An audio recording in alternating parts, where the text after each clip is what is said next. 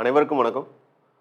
All India civil service coaching centre சார்பாக யூபிஎஸ்சிக்கான foundation courses தொடர்ந்து நம்ம பார்த்துக்கிட்டு வரோம். இதில் ஒரு பகுதியாக இந்தியன் பாலிட்டி அண்ட் கவர்னன்ஸ் கிளாஸஸும் நம்ம பார்த்துக்கிட்டு தான் வரோம். ஸோஃபார் ஒரு 29 கிளாஸஸ் கம்ப்ளீட் பண்ணியிருக்கோம். 29 கிளாஸஸ் கம்ப்ளீட் பண்ணியிருக்கோம் அப்படின்னா கிட்டத்தட்ட ஒரு 90% of the syllabus over. Okay, that is from the basics of the கான்ஸ்டியூஷன்லேருந்து ஹிஸ்டாரிக்கல் அண்டர்பிண்டிங்ஸ், அதை தொடர்ந்து union and territories, citizenship, fundamental rights, fundamental duties, directive principles of state policy, இதெல்லாம் cover பண்ணியிருக்கோம். இதோட சேர்த்து union executives, state executives, union legislature, state legislature, integrated judiciary சிஸ்டம்னு சொல்லக்கூடிய supreme court, high court, subordinate courts, then அதை தொடர்ந்து பார்த்தீங்க அப்படின்னா சென்டர் ஸ்டேட் ரிலேஷன், அதில் இம்பார்ட்டண்ட்டாக ஃபினான்ஷியல் ரிலேஷன்ஷிப் எப்படி இருக்குது, லெஜிஸ்லேட்டிவ் ஃபங்க்ஷன்ஸ், அட்மினிஸ்ட்ரேட்டிவ் ரிலேஷன்ஷிப் எப்படி இருக்குது. ஸோ இந்த அஸ்பெக்ட்ஸில் கவர் பண்ணோம். இதை ஃபாலோ பண்ணி அப்படியே எமர்ஜென்சி ப்ரொவிஷன்ஸ்னு சொல்லக்கூடிய நேஷ்னல் எமர்ஜென்சி, பிரசிடென்ட்ஸ் ரூல், தென் ஃபினான்ஷியல் எமர்ஜென்சி, ஸோ இது அஸ்பெக்ட்ஸில் கவர் பண்ணோம். அதை தொடர்ந்து அப்படியே பார்த்தீங்கன்னா local self government, urban local bodies முடிச்சுட்டு இப்போ நம்ம பார்த்துக்கிட்டு இருக்கக்கூடிய டாபிக் எது அப்படின்னு பார்த்தீங்கன்னா constitutional and non constitutional bodies தான். இதில் கான்ஸ்டியூஷனல் பாடிஸில் சொல்லக்கூடிய முக்கியமான பாடிஸ் அப்படின்னு பார்த்தீங்கன்னா election commission, finance commission, CAG, so இந்த மாதிரி இம்பார்ட்டண்டான டாபிக்ஸ்லாம் கவர் பண்ணிட்டோம். அதை தொடர்ந்து இன்றைக்கி நம்ம பார்க்கக்கூடிய ஒன் ஆஃப் தி டாபிக் அப்படின்னு பார்த்தீங்கன்னா கான்ஸ்டியூஷனல் பாடிஸில் இருந்து national commission for schedule caste, schedule tribes and backward commission, so அது ஒரு டாபிக் ஆகும். தென் அதுக்கப்புறம் பார்த்தீங்க அப்படின்னா with respect to non constitutional bodies அப்படின்னு வரும்போது நேஷனல் ஹியூமன் ரைட்ஸ் கமிஷனும் ஸ்டேட் ஹியூமன் ரைட்ஸ் கமிஷனும் இன்றைக்கி கவர் பண்ணக்கூடிய டாபிக். இதில் ரொம்ப முக்கியமாக கான்ஸ்டியூஷனல் நான் கான்ஸ்டியூஷனல் பாடிஸ்ன்னு கேட்கும்போது அதிகப்படியாக கேட்டது எங்கே அப்படின்னு பார்த்தீங்கன்னா கான்ஸ்டியூஷனல் பாடிஸை பொறுத்தளவுக்கு அதோட கம்போசிஷன்ஸ் கேட்டிருக்காங்க. தென் செலெக்ஷன் கமிட்டியில் யாரெல்லாம் மெம்பர்ஸ் இருக்காங்க அப்படின்னு கேட்டிருக்காங்க. To an extent sometimes questions எது கான்ஸ்டியூஷனல் நான் கான்ஸ்டியூஷனல் பாடிஸ், அந்த மாதிரி சிம்பிளிஃபைடான கொஷின்ஸ் தான் இருந்திருக்கு. ஓகே, ஸோ இதில் மேஜராக ஃபோக்கஸ் பண்ண வேண்டிய விஷயங்கள் நான் தொடர்ந்து சொல்லிக்கிட்டு இருக்க விஷயம், அப்பாயின்மெண்ட் யார் பண்ணுறா, அவங்களோட எலிஜிபிலிட்டி க்ரைட்டீரியா என்ன, ரிமூவ் பண்ணுறதா இருந்தால் எந்த பர்சன் ரிமூவ் பண்ண முடியும், அவங்களோட பவர்ஸ் அண்ட் ஃபங்க்ஷன்ஸ் என்ன, அவங்க கான்ஸ்டியூஷனல் பாடியில் வர்றாங்களா நான் கான்ஸ்டியூஷனல் பாடிஸில் வர்றாங்களா, இந்த அஸ்பெக்ட்ஸில் நீங்கள் கவர் பண்ணிங்கனாலே போதும். தட் இஸ் இருக்கிற நோட்ஸ் அப்படியே நீங்கள் எடுத்துக்கிட்டு அதை ஒர்க் பண்ணிங்கனாலே that is more than for you to approach the constitutional and non constitutional bodies topic with respect to Indian polity and governance. So இதில் இன்றைக்கி நம்ம பார்க்கக்கூடிய டாபிக் எது அப்படின்னு பார்த்தீங்கன்னா national commission for schedule caste, schedule tribes and OBC தான். Okay, இதில் இன்றைக்கி முக்கியமாக இங்கே ஸ்டார்ட் பண்ணுவோம். That is national commission for schedule காஸ்ட்டில் 1 மினிட். இன்றைக்கி நம்ம பார்க்க போகிற டாபிக் அப்படின்னு பார்த்தீங்கன்னா national commission for schedule caste, schedule tribes and OBC, that is other backward classes. மூணுலேயுமே ஒரே சிமிலரான சில ஆஸ்பெக்ட்ஸ் இருக்கும். That is with respect to appointment வரும்போது, தென் ரிமூவல் ப்ரொசீஜர்ஸ் வரும்போது, தென் அவனோட பவர்ஸ் அண்ட் ஃபங்க்ஷன்ஸ், இது எல்லாமே சிமிலர் பேட்டர்னில் தான் இருக்கும். ஏதாவது ஒரு இன்ஸ்டியூஷனை நீங்கள் டீட்டெயிலாக ஒர்க் பண்ணிக்கிட்டீங்க அப்படின்னா சேம் அதே விஷயங்கள் தான் மற்ற இன்ஸ்டியூட்டுக்கும் அப்படி டெவலப் ஆகி வரும். இதில் இம்பார்ட்டண்ட்டாக ஃபோக்கஸ் பண்ண வேண்டிய விஷயங்கள் அப்படின்னு பார்த்தீங்கன்னா வித் ரெஸ்பெக்ட் டு எந்த கான்ஸ்டியூஷன் அமெண்ட்மெண்ட்டில் இந்த பர்டிகுலர் இன்ஸ்டியூஷனுக்கு கான்ஸ்டியூஷனல் ஸ்டேட்டஸ் கிடச்சிச்சு. ஸோ இது ரொம்ப முக்கியமாக நீங்கள் பார்க்க வேண்டிய ஒன்று. அடுத்து அப்படின்னு பார்த்தீங்கன்னா அதோட composition, that is how many members are there, chair பர்சனுக்கு ஏதாவது குவாலிஃபிகேஷன் இருக்கா இல்லையா, மெம்பர்ஸ்க்கு ஏதாவது குவாலிஃபிகேஷன் இருக்கா இல்லையா அப்படிங்கிறது பார்க்கணும். தென் அவங்களோட term and tenure. Okay, so இந்த அஸ்பெக்ட்ஸ் கொஞ்சம் இன் டீட்டெயில் நீங்கள் பார்க்க வேண்டியது இருக்கும். பவர்ஸ் அண்ட் ஃபங்க்ஷன்ஸை பொறுத்தளவுக்கு சிமிலர் பேட்டர்ன் நான் சொல்கிற மாதிரி எல்லாத்துக்குமே காமனான ஒன்று ஃபங்க்ஷன், தட் இஸ் யூனிக்காக தான் இருக்கும், எல்லாத்துக்கும் ஒரே சிமிலராக இருக்கும். எஸ்டி கமிஷனுக்கு மட்டும், தட் இஸ் ஷெட்யூல் ட்ரைப்ஸ் கமிஷனுக்கு மட்டும் சில அடிஷ்னல் ஃபங்க்ஷன்ஸ் ஆட் ஆகிருக்கும். அது லேட்டராக பிரசிடென்ட் ஆர்டரில் ஒரு அடிஷ்னல் பவராக அவங்களுக்கு அட்டாச் பண்ண ஒரு விஷயந்தான். ரெஸ்ட் ஆஃப் த திங்ஸ் பேசிக்காக பார்க்க வேண்டிய விஷயங்கள் இவ்வளோ தான். Then with respect to removal procedure அப்படின்னா அதுக்கு என்ன கண்டிஷன்ஸ், ஸோ இதுதான் நீங்கள் ஓவராலாக பார்க்க வேண்டிய விஷயம். இதில் இன்றைக்கி ஃபஸ்ட்டு நம்ம பார்க்கக்கூடிய விஷயங்கள் என்னென்னு பார்த்தீங்கன்னா national commission for schedule cost அப்படிங்கிறது. ஸோ இந்த national commission for schedule cost அப்படிங்கிற ஒரு இன்ஸ்டியூஷன் தோ லேட்டர் பார்ட்டில் அமெண்ட்மெண்ட்டாக இருந்தாலும் இனிஷியலாக இதுக்கான கான்ஸ்டியூஷனல் ஸ்டேட்டஸ் கிடைக்கிறதுக்கான ஸ்கோப் எங்கேருந்து வருது அப்படின்னா ஆர்டிகல் 338 ஆஃப் தி கான்ஸ்டியூஷன் தான். ஸோ இந்த ஆர்டிகல் 338 ஆஃப் தி கான்ஸ்டியூஷனில் என்ன சொல்கிறாங்க அப்படின்னு பார்த்தீங்கன்னா it is the role of the president, that is it is the authority of the president to establish a commission to study the status of scheduled caste and scheduled tribes in the society with respect to their socio-economic development, then their participation in the government force, that is government சர்வீசஸில் இதெல்லாம் study பண்ணணும். Then their status with respect to society. So இதெல்லாம் study பண்ணி ஒரு report பண்ணணும் அப்படிங்கிறது தான் அதில் இருக்கக்கூடிய கமிஷனோட ப்ரொவிஷனாக இருந்த ஒரு விஷயம். லேட்டராக அது என்ன கிடைக்கிது அப்படின்னு பார்த்தீங்கன்னா, அதுக்கான ஒரு கான்ஸ்டியூஷனல் ஸ்டேட்டஸ் கிடைக்கிது. ஃபஸ்ட்டு டைம் இந்த national commission for schedule caste and schedule tribes அப்படிங்கிற ஒரு இன்ஸ்டியூஷனுக்கான கான்ஸ்டியூஷனல் ஸ்டேட்டஸ் கிடைச்ச அமெண்ட்மெண்ட் அப்படின்னு பார்த்தீங்கன்னா, that one is 65th amendment act தான். ஓகே, ஸோ இதில் அமெண்ட்மெண்ட் ரொம்ப முக்கியம். வருஷம் 1990. ஸோ அப்போது இந்த national commission for schedule caste schedule tribes அப்படிங்கிறது ஒரே இன்ஸ்டியூஷனாக தான் இருந்துச்சோ தவிர ரெண்டாக பைஃபியூரிகேட் பண்ண கிடையாது, இன்சென்ஸ் பிரிக்க கிடையாது. 65th கான்ஸ்டியூஷன் அமெண்ட்மெண்ட் ஆக்ட் 1990 இந்த ரெண்டு இன்ஸ்டியூஷனும் ஒரே இதில் தான் ஃபங்க்ஷன் ஆகுது. ஓகே, இன்சென்ஸ் ரெண்டுக்கும் தனித்தனி கமிஷன் கிடையாது, ரெண்டுக்கும் ஒரே கமிஷன் தான். ஷெட்யூல் காஸ்ட் அண்ட் ஷெட்யூல் ட்ரைப்ஸை பொறுத்தவரைக்கும் ஒரே கமிஷன் தான் இருந்தது. இதை எப்போ பைஃபியூரிகேட் பண்ணுறாங்க, இன்சென்ஸ் பிரிக்கிறாங்க அப்படின்னா 89th கான்ஸ்டியூஷன் அமெண்ட்மெண்ட் ஆக்ட் 2003 தான் பிரிக்கிறாங்க. Okay, so 89th constitution amendment act 2003 இந்த ரெண்டு அமெண்ட்மெண்ட்டும் முக்கியம்.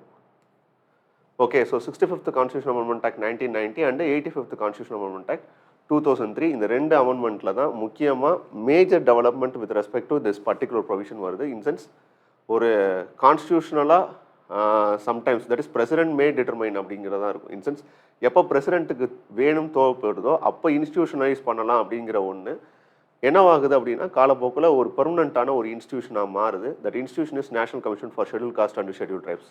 அதுக்கான கான்ஸ்டியூஷன் ஸ்டேட்டஸ் ஃபஸ்ட்டு கிடச்சது 65th அமெண்ட்மெண்ட் ஆக்ட். அது ரெண்டாக டிவைட் ஆகி national commission for schedule cost 338 ஆகும், national commission for schedule caste schedule tribes 338A பிரிஞ்சது எப்போ அப்படின்னு பார்த்தீங்கன்னா 89th கான்ஸ்டியூஷன் அமெண்ட்மெண்ட் ஆக்ட் 2003 தான். இது பிலிம்ஸ் பெர்ஸ்பெக்டிவ்ல உங்களுக்கு தேவையானது, ரொம்ப முக்கியமான ஒன்று, நோட் பண்ணி வச்சுக்கோங்க. அடுத்து இந்த விஷயத்தில் ரொம்ப முக்கியமாக பார்க்க வேண்டிய விஷயம் அப்படின்னு பார்த்தீங்கன்னா இதோட கம்போசிஷன் தான். கம்போசிஷன் அப்படிங்கிறது overall members in this commission அப்படிங்கிறது தான். அதில் பேசிக்காகவே ஒரு சேர்பர்சன் ஒருத்தர் இருப்பார். ஸோ சேர்பர்சன் ஒருத்தர் இருக்கார்.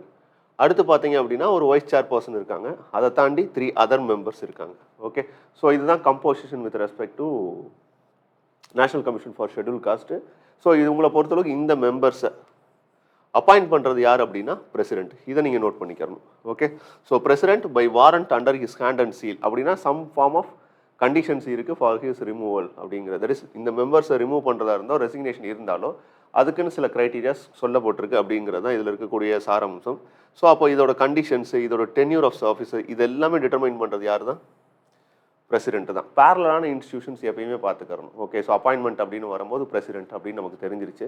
அதே மாதிரி இந்த பர்டிகுலர் இன்ஸ்டியூஷனோட கண்டிஷன் ஆஃப் சர்வீஸு, இதோட office, that is office of tenure அப்படிங்கிறது எத்தனை வருஷம் இவங்க ஒரு இந்த ஆஃபீஸை ஹோல்டு பண்ணலாம் இப்படிங்கிற டேர்ம்ஸ், டென்யூர்ஸ் இதெல்லாம் சொல்கிறது எதில் அப்படின்னு பார்த்தீங்கன்னா பிரசிடென்ட் மே டிட்டர்மைன் தான் கான்ஸ்டியூஷன் சொல்லுது. ஸோ இதில் என்னென்னா சம்டைம்ஸ் பார்லிமெண்ட்டுன்னு கொடுத்து உங்களை கன்ஃபியூஸ் பண்ணலாம், பட் பிரசிடென்ட்டுங்கிறத நீங்கள் ஷுவர் ஷார்ட்டாக தெரிஞ்சு வச்சுக்கணும். Okay, so president may determine தான் with respect to their term of office and service, condition of service. So இது ரெண்டும் நம்ம கிளியர் கட்டாக தெரிஞ்சிருக்கணும்.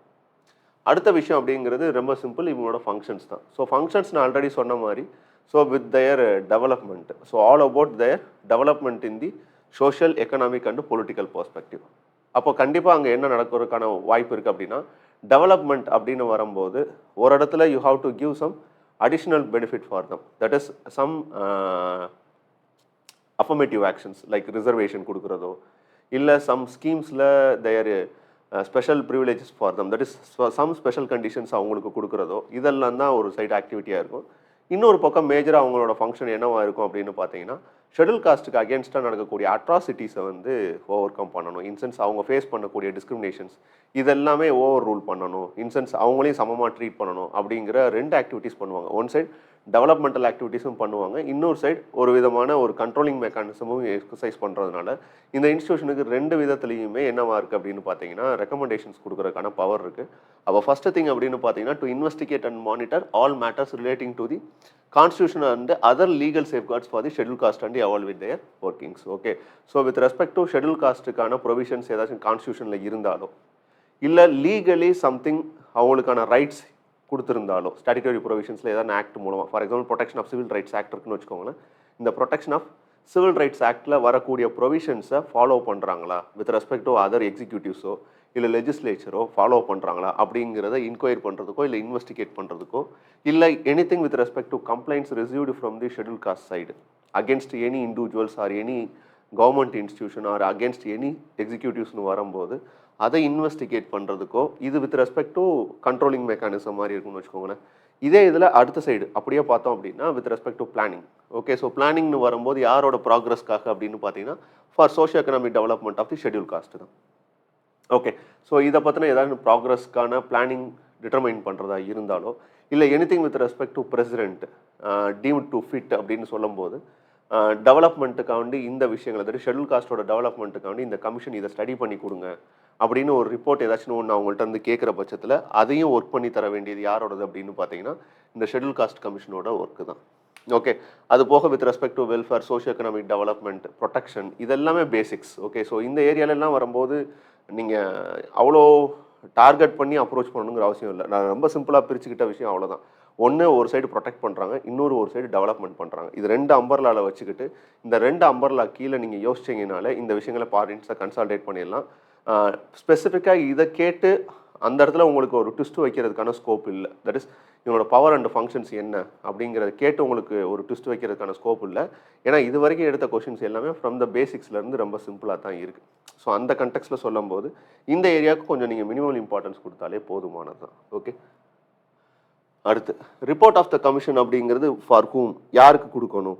இந்த ரிப்போர்ட்டை ஒன்று சப்மிட் பண்ணுறோம் அப்படின்னா சரி ஓகே, ஒரு ரிப்போர்ட் ஸ்டடி பண்ணிட்டாங்க with respect to social and economic development, இல்லை அதோட ப்ராக்ரஸை ஸ்டடி பண்ணுறாங்க அப்படின்னா இந்த ரிப்போர்ட்டை யாரு கொண்டு போய் சப்மிட் பண்ணணும் அப்படின்னா ஸோ அவங்க ரெடி பண்ணக்கூடிய ரிப்போர்ட்டை they have to submit to the president.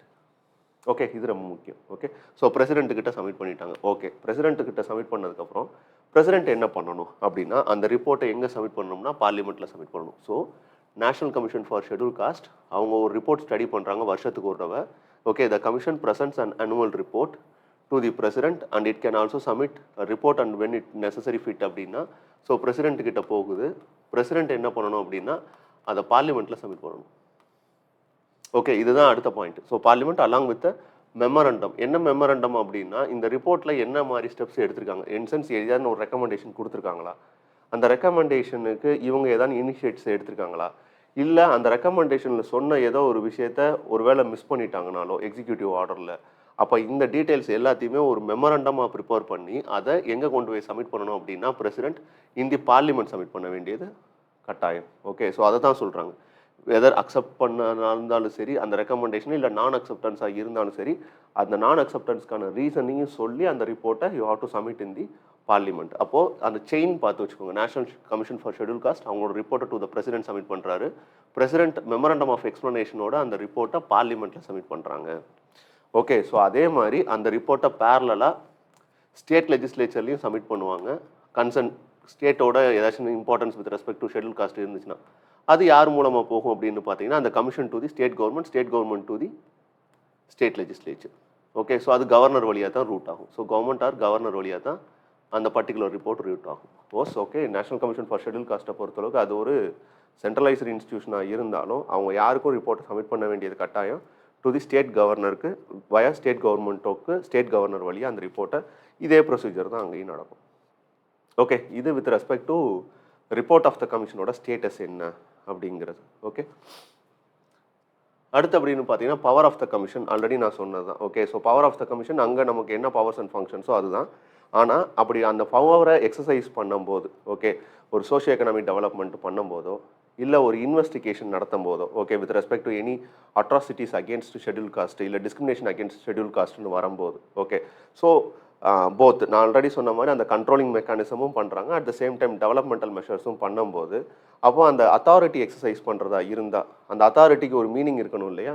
அந்த அத்தாரிட்டிக்கு ஒரு மீனிங் இருக்கணும் அப்படிங்கிறதுக்காண்டி இந்த பர்டிகுலர் இன்ஸ்டிடியூஷனுக்கு என்ன ஸ்டேட்டஸ் கொடுக்குறாங்கன்னா ஒரு சிவில் கோர்ட்டுக்கான பவர் என்னவோ அந்த பவரை இவங்களுக்கு கொடுக்குறாங்க. ஓகே, ஸோ இது ரொம்ப முக்கியமானது. இதையும் இதுக்குள்ளே கன்ஃபைன் பண்ணிக்கிட்டிங்கன்னா போதும். இதுக்கப்புறம் அதில் உள்ள இன்டீட்டெயிலாக போய் என்ன பண்ணணும் அப்படிங்கிறதுலாம் அவசியம் கிடையாது. ரொம்ப சிம்பிளாக நான் ரெட்டில் மார்க் பண்ணதெல்லாம் அட்லீஸ்ட் பார்த்துட்டு போயிருங்க. ஓகே, ஸோ அதனால தான் ரெட்டில் மார்க் பண்ணியிருக்கிறது. இன்சென்ஸ் நீங்கள் ஒரு வேளை ஒரு ரிப்போர்ட் சப்மிட் பண்ணுறீங்கன்னா அந்த ரிப்போர்ட்டை கொடுக்கறது எங்கே அப்படிங்கிறது நமக்கு தெரிஞ்சிருக்கணும். அடுத்து இந்த ரிப்போர்ட்டை ரெடி பண்ணுறதுனாலோ இல்லை ஒரு இன்வெஸ்டிகேஷன் ஆஃபீஸாக இது ஃபங்க்ஷன் ஆனாலோ இதோட ஜுடிஷியல் கெப்பாசிட்டி எந்த அளவுக்கு இருக்கும் அப்படின்னா ஒரு சிவில் கோர்ட்டுக்கான பவர் அண்ட் ஃபங்க்ஷன்ஸ் என்ன இருக்குமோ அதுதான் இந்த நேஷனல் கமிஷன் ஃபார் ஷெட்யூல் காஸ்ட்டுக்கும் இருக்கும். ஸோ இது ரொம்ப தெளிவாக வச்சுக்கோங்க. ஓகே, ஸோ அப்போ சம்மன் பண்ணுறது, என்ஃபோர்ஸ் பண்ணுறது, இல்லை requiring discovery and production of any documents, receiving of any documents, evidence submit பண்ணுறது, இந்த இடத்துல ஒரு சிவில் கோர்ட் மாதிரி ஃபங்க்ஷன் ஆகும். இவ்வளோதான். இந்த சிவில் கோர்ட் அப்படிங்கிற வேர்டை மட்டும் ஞாபகம் வச்சுக்கோங்க, வேறு எதுவும் வேணாம். அடுத்து இந்த ஷெட்யூல் காஸ்ட்டுக்கான இன்னொரு ரோலும் இருக்குது கமிஷனுக்கு. என்ன அப்படின்னா, ஆங்கிலோ இந்தியன் கம்யூனிட்டியோட டெவலப்மெண்ட்டும் அதையும் சேர்த்து ஒர்க் அவுட் பண்ண வேண்டியது யாரோட வேலை அப்படின்னா இந்த நேஷனல் கமிஷன் ஃபார் ஷெட்யூல் காஸ்ட்டோட வேலை. ஸோ ரொம்ப சிம்பிள், யார் அப்பாயிண்ட் பண்ணுறா, இதுக்கான கான்ஸ்டியூஷனல் ஸ்டேட்டஸ் எப்போ கிடச்சிச்சு, இதில் டோட்டலி எத்தனை மெம்பர்ஸ், இதோட பவர்ஸ் அண்ட் ஃபங்க்ஷன்ஸ் என்ன, அப்படி பவர்ஸ் அண்ட் ஃபங்க்ஷன்ஸ் எக்ஸசைஸ் பண்ணும்போது இவங்க என்ன கெப்பாசிட்டியில் ஃபங்க்ஷன் ஆகுறாங்க அப்படின்னா சிவில் கோர்ட் கெப்பாசிட்டியில் ஃபங்க்ஷன் ஆகுறாங்க. ஒருவேளை இந்த ரிப்போர்ட்டை சப்மிட் பண்ணிட்டாங்க, இந்த ரிப்போர்ட்டை பிரசிடென்ட் கிட்ட சப்மிட் பண்ணுறாங்க, பிரசிடென்ட் யார்கிட்ட சப்மிட் பண்ணணும், டு தி பார்லிமெண்ட்டு, தென் அந்த same report to the governor, governor to the state legislature. இதுதான் concern with respect to national commission for schedule caste. இதில் தெரிஞ்சிருக்க வேண்டிய விஷயம், நான் எங்கெல்லாம் அந்த ரெட்டில் ஹைலைட் பண்ணியிருக்கணும் அந்த ரெட்டில் ஹைலைட் பண்ணியிருக்கக்கூடிய விஷயங்களை மட்டும் பாருங்கள். For prelims that is more than enough. Okay, அடுத்து national commission for schedule tribes. நான் ஆல்ரெடி சொன்ன மாதிரி தான், சேம் வித் ரெஸ்பெக்ட் டு அங்கே எப்படி அதே தான் இங்கேயும். ஸோ அங்கேயும் 65th அமெண்ட்மெண்ட் ஆக்டில் ஷெட்யூல் காஸ்ட், ஷெட்யூல் ட்ரைப்ஸ் ரெண்டும் ஒன்றா இருந்துச்சு. 89th 2000 அமெண்ட்மெண்ட்டில், that is 89th amendment act 2003ல் ரெண்டாக பிரிக்கிறாங்க. 338 நேஷனல் கமிஷன் ஃபார் ஷெட்யூல் காஸ்ட்டாகவும் 338A national commission for schedule ட்ரைப்ஸாகவும் ஒதுக்குறாங்கன்னு சொன்னேன். அங்கேயும் கம்போசிஷனை பொறுத்தளவுக்கு அதே 3 மெம்பர் பாடி தான், chairperson, vice chairperson and other members. Okay, so அங்கேயும் அதே ஒர்க்கு தான். பவர்ஸ் அண்ட் ஃபங்க்ஷன்ஸை பொறுத்தளவுக்கு இதே தான். சிவில் கெப்பாசிட்டியை பொறுத்தளவுக்கு அங்கேயும் சிவில் கோர்ட்டாக தான் இது ஃபங்க்ஷன் ஆகும். இது எல்லாம் சிமிலர் தான். Additional powers and functions with respect to schedule tribes மட்டும் என்னன்னு பார்த்துக்கலாம். Okay, additional powers and functions with respect to schedule tribes எப்போ கொடுக்குறாங்கன்னா 2005ல் பிரசிடென்ட் என்ன பண்ணுறாருன்னா, ஃபார் த வெல்ஃபேர்மெண்ட் of the schedule tribes additional powers and functions he give to the national commission for schedule tribes. அதில் ரொம்ப முக்கியமானது என்ன அப்படின்னு பார்த்தீங்கன்னா, with respect to ownership rights in the minor forest produce. Okay, so minor forest produce அப்படிங்கிறது சின்ன சின்ன items where they can get from the forest. Tribals தான் அதை பண்ணுவாங்க. ஸோ அது then with respect to mineral rights, with respect to irrigation. So இந்த இதெல்லாம் என்னென்னா some additional powers with respect to that is functions with respect to national commission for schedule tribes. Then development of the ட்ரைபல்ஸ்க்கு work பண்ணுறது, அவங்களோட லைவ்லிஹுட்டுக்கு work பண்ணுறது, அவங்களோட efficiency, rehabilitation measures if they are shifted from one place to another place, இதெல்லாம் monitor பண்ண வேண்டியது இவங்களோட ஒர்க்கு. இதை தாண்டி இன்னும் இதெல்லாம் ரொம்ப முக்கியம். நான் அந்த ரெட் இங்கில் பார்க் பண்ணியிருக்கேன் இல்லையா, இதெல்லாம் ஒரு ப்ரிலிம்ஸாக கேட்குறதுக்கான ஸ்கோப் இருக்குது. இல்லை மெயின்ஸ்க்கு நீங்கள் கன்வெர்ட் பண்ணி எழுதுறதுக்கும் உங்களுக்கு ஸ்கோப் இருக்குது. அதுபோக சோஷியல் அஃபாரஸ்டேஷனை என்கரேஜ் பண்ணுறது, எதுனா இந்த ஸ்லாஷ் அண்ட் பர்னிங் மெத்தட் இருக்குது இல்லையா, ஸோ அதெல்லாம் அவாய்ட் பண்ணிவிட்டு அஃபாரஸ்டேஷனை என்கரேஜ் பண்ணுறது. தென் பெசா ஆக்ட் நம்ம ஆல்ரெடி பார்த்தோம். இந்த பெசா ஆக்டை வந்து இந்த இன்ஸ்டியூஷன் மூலமாக என்கரேஜ் பண்ணுறது. அது போக நான் ஆல்ரெடி சொன்ன மாதிரி அந்த shifting cultivation, slash and burn cultivation சொல்கிறோம் இல்லையா, அதுலேருந்து ஷிஃப்ட் ஆகி மாடர்ன் அக்ரிகல்ச்சருக்கு மாற வைக்கிறது.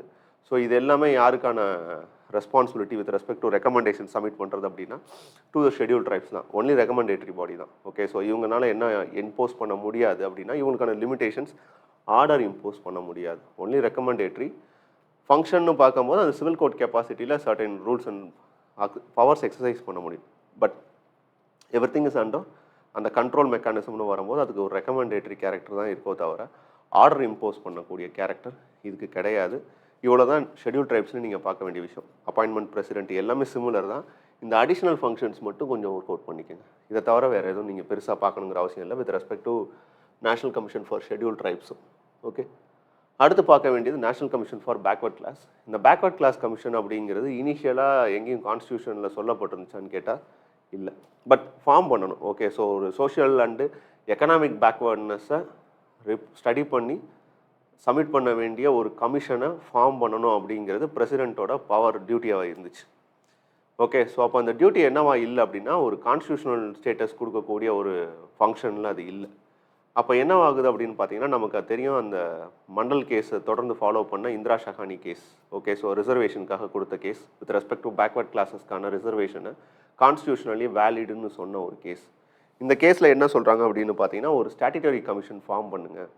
யாருக்காக அப்படின்னு பார்த்தீங்கன்னா, for respect to backward class. ஸ்டாட்யூட்டரினா ஒரு சட்டம் ஏற்றுங்கன்னு சொல்கிறாங்க. ஒரு பேக்வர்ட் கிளாஸோட டெவலப்மெண்ட்டை ஃபாலோ பண்ணுறதுக்கு எய்தர் ஒரு பர்டிகுலர் காஸ்ட்டை நீங்கள் அதுக்குள்ளே இன்க்ளூட் பண்ணணும்னாலோ, இல்லை ஒரு பர்டிகுலர் காஸ்ட்டை நீங்கள் அங்கேருந்து எக்ஸ்க்ளூட் பண்ணணும்னாலும் இந்த ரெண்டு விஷயங்களையும் அவங்கள அந்த கமிஷன் ரெக்கமெண்ட் பண்ணுறதை வச்சு பிரசிடென்ட் பண்ணிக்கட்டும் அப்படின்னு சொல்லி என்ன பண்ணிட்டாங்க அப்படின்னா அந்த டைமில் சொன்னாங்க.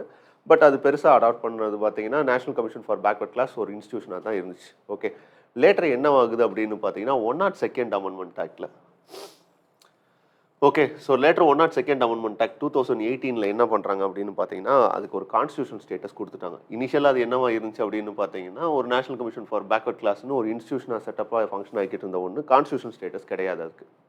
லேட்டர் என்ன ஆகுது அப்படின்னு பார்த்தீங்கன்னா இந்த 102 அமெண்ட்மெண்ட் ஆக்ட் 2018 இதுக்கு கான்ஸ்டியூஷன் ஸ்டேட்டஸ் கொடுத்து ஒரு அமெண்ட்மெண்ட்டை இன்சர்ட் பண்ணுறாங்க. That is article 338B.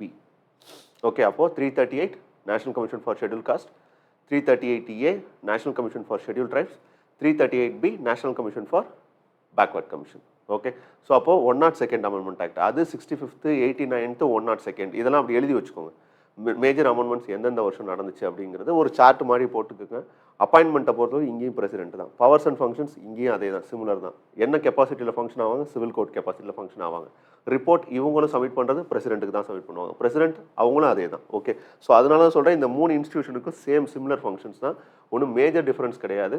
அப்படியே டிஃபரன்ஸ் ஆனாலும் எங்கே அப்படின்னா எங்கே அதுக்கு கான்ஸ்டியூஷனல் ஸ்டேட்டஸ் கிடச்சிச்சு அப்படிங்கிறத மட்டும் ஒர்க் பண்ணிக்கோங்க, போதும், அது போதும். ஓகே, ஸோ அப்போ கம்போசிஷன் சேம் ஷெட்யூல் காஸ்ட் மாதிரி தான், ஃபங்க்ஷன் அதே மாதிரி தான். ஸோ அங்கே எங்கெல்லாம் ஷெட்யூல் காஸ்ட்னு வருதோ அங்கேயெல்லாம் அப்படியே மாற்றிட்டு ஓபிசின்னு போட்டுக்கோங்க. That's all. இது with respect to national commission for schedule caste, schedule tribes, OBC மூணுலேயும் பெரிய ஒரு எக்ஸ்பிளைன் பண்ணி உங்களுக்கு புரியாத ஒரு விஷயத்தை நான் சொல்கிறதுக்கு அங்கே ஸ்பேஸ் கிடையாது. ஓகே, எல்லாமே ரீட் பண்ணால் புரியும். பட் எதை வச்சுக்கணும், எதை அவாய்ட் பண்ணணும் அப்படிங்கிறது இந்த ஸ்லைட்ஸை நீங்கள் பார்க்கும்போதே உங்களுக்கு ஒரு கன்க்ளூஷன் கிடச்சிருக்கும். போதும், இவ்வளோ நீங்கள் வித் ரெஸ்பெக்ட் டு இந்த 3 இன்ஸ்டியூஷன்லேயும் ஒர்க் பண்ணிங்கனாலே you can get some questions. That is அந்த ஏரியாவிலேருந்து கொஸ்டின் கேட்குறதா இருந்தால் இந்த ஒரு ஸ்கோப்புக்குள்ளே இந்த மீட்டருக்குள்ளே தான் கொஸ்டின் செட் பண்ண முடியும். இதை தாண்டி வெளியே போய் கேட்குறதுக்கான ஸ்கோப் இல்லை. ஸோ இதோட என்ன முடியுது அப்படின்னு பார்த்தீங்கன்னா ஓவராலாக நேஷ்னல் கமிஷன் இன்ஸ்டியூஷன்ஸ் இதெல்லாம் கவர் பண்ணது மாதிரி ஒட்டுமொத்த கான்ஸ்டியூஷனல் பாடிஸையும் நம்ம கம்ப்ளீட் பண்ணிட்டோம். ஓகே, ஸோ எலெக்ஷன் கமிஷன்லேருந்து ஸ்டார்ட் பண்ணி UPSC union public service commission, state public service commission முடிச்சு, எலெக்ஷன் கமிஷன் அதுக்கப்புறம் ஃபைனான்ஸ் கமிஷன் முடித்தோம், அதுக்கப்புறம் சிஏஜி முடிச்சிருக்கோம். ஓகே, ஸோ இது ஜிஎஸ்டி கவுன்சில்ஸ், அதுக்கப்புறம் இப்போ ரீசெண்டாக பார்த்த national commission for schedule caste, schedule tribes, OBCs. So இது எல்லாமே ஒட்டுக்காக சேர்த்து வச்சு பார்த்தோம் அப்படின்னு பார்த்தீங்கன்னா we completed the constitutional bodies. அடுத்த பார்க்க போகிறது அப்படின்னு பார்த்தீங்கன்னா ஸ்டாட்யூட்டரி பாடிஸ்ன்னு சொல்லக்கூடிய இன்ஸ்டியூஷன் தான். அதில் ரொம்ப முக்கியமானது ஸ்டாட்யூட்டரி அப்படின்னா அதுக்கும் லீகல் ஸ்டேட்டஸ் இருக்குது. ஓகே, நான் ஆல்ரெடி ஃபஸ்ட்டு கிளாஸே எக்ஸ்பிளைன் பண்ணேன் what is the difference between constitutional body and statutory body அப்படிங்கிறது. கான்ஸ்டியூஷனல் பாடின்னு வரும்போது அது கான்ஸ்டியூஷன்லேயே அதுக்கான ஆர்டிக்கல் இருக்கும் அதை ஜஸ்டிஃபை பண்ணுறதுக்கு. ஓகே, ஸோ ஃபார் எக்ஸாம்பிள் சிஏஜினா 148, ஃபினான்ஸ் கமிஷனா 280, எலெக்ஷன் கமிஷனா 324 இப்படின்னு சொல்ல முடியுது. அப்படின்னா அதுக்கு ஒரு கான்ஸ்டியூஷன் ஸ்டேட்டஸ் இருக்குது. ஆனால் வித் ரெஸ்பெக்ட் டு இப்போது ஸ்டாட்யூட்டரி பாடி அப்படின்னு சொல்கிறேன்னா அது through by act of parliament. In essence சட்டம், நார்மலாக ஒரு சட்டம் எப்படி ஏற்றப்படுதோ அது மாதிரி தான் அதுவும் பார்க்கணும். That is outside of the constitution இருக்கக்கூடிய ஒரு இன்ஸ்டியூஷன். பட் அதுக்கான லீகல் ஸ்டேட்டஸ் கொடுத்தது எது மூலமாக அப்படின்னு பார்த்தீங்கன்னா சம் ஆக்ட் மூலமாக கொடுத்துருப்பாங்க, நாட் பை கான்ஸ்டியூஷன். அதே மாதிரி ஒரு கான்ஸ்டியூஷனல் பாடிஸில் if you want to bring any changes constitutional amendment is mandated. In sense article 368 procedure நீங்கள் அடாப்ட் பண்ணி ஆகணும் with respect to any changes if you are doing in the finance கமிஷனோ election கமிஷனோ இல்லை national commission for schedule caste, schedule tribes. இதுக்குள்ளே classic example இருக்கு இல்லையா, 65th ரெண்டும் ஒன்றா இருந்திருக்கு, 89th ரெண்டையும் பைஃபியூரிகேட் பண்ணும்போது அதுக்கு ஒரு அமெண்ட்மெண்ட் தேவைப்படுது. ஓகே, அப்போது இந்த இடத்துல கான்ஸ்டியூஷன் அமெண்ட்மெண்ட் தேவை. ஆனால் வேறஸ் நீங்கள் ஸ்டாட்யூட்டரி பாடின்னு வரும்போது ஆக்ட் ஆஃப் பார்லிமெண்ட்டில் ஒரு ஆர்டினரி லெஜிஸ்லேட்டிவ் ப்ராசஸ்லேயே அதை முடிச்சிடலாம் வித் ரெஸ்பெக்ட் டு சிம்பிள் மெஜாரிட்டியோட. இது டிஃபரன்ஸ்னு நான் சொன்னேன். ஸோ அதில் மேஜராக இன்றைக்கி நம்ம பார்க்க போகிற இன்ஸ்டியூஷன் என்ன அப்படின்னு பார்த்தீங்கன்னா நேஷனல் ஹியூமன் ரைட்ஸ் கமிஷன் தான். ஓகே, ஸோ இதில் நேஷனல் ஹியூமன் ரைட்ஸ் கமிஷன் அப்படின்னு வரும்போது இது ஒரு நான் ஸ்டாட்யூட்டரி பாடி, நான் ஸ்டாட்யூட்டரின்னு சொல்ல முடியாது, it is an statutory body. Okay, so இந்த இடத்த அடிச்சிருங்க. ஓகே, நான் நோட்ஸில் மாற்றி கொடுத்துறேன். It is an statutory body. Okay, so இதில் ஃபஸ்ட்டு நம்ம பார்க்கக்கூடிய விஷயங்கள் என்னென்னு பார்த்தீங்கன்னா நேஷனல் ஹியூமன் ரைட்ஸ் கமிஷன். இந்த நேஷனல் ஹியூமன் ரைட்ஸ் கமிஷன் அப்படிங்கிறது எர்லியராக இருந்துச்சா, இன்சென்ஸ் கான்ஸ்டியூஷன் மேக் பண்ணும்போது இப்படி ஒரு இன்ஸ்டியூஷன் இருந்துச்சான்னு கேட்டால் இல்லை. ஓகே, லேட்டராக by an act of parliament மூலமாக தான் எஸ்டாப்ளிஷ் பண்ணுறாங்க under national human rights act 1993. Okay, so இந்த நேஷனல் ஹியூமன் ரைட்ஸ் ஆக்ட் 1993 என்ன எஸ்டாப்ளிஷ் பண்ணுறாங்கன்னா ஒரு ஹியூமன் ரைட்ஸ் கமிஷன் ஒன்று எஸ்டாப்ளிஷ் பண்ணுறாங்க. எதுக்காக அப்படின்னு பார்த்தீங்கன்னா to protect the human rights, அவ்வளோதான். So it act as a watch talk.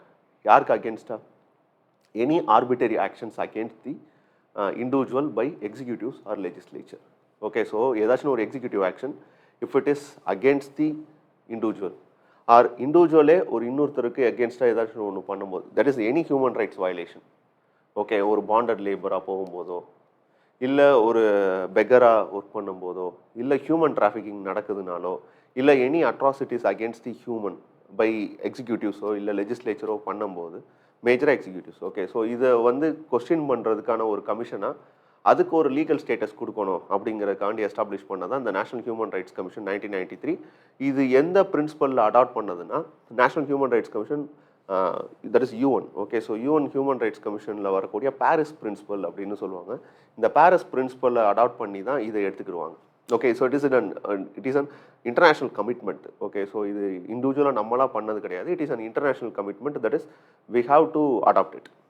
So அந்த ஒரு கண்டிஷனில் தான் we are establishing this institution as national human rights commission. So who has the right to establish this commission அப்படின்னா, that is central government.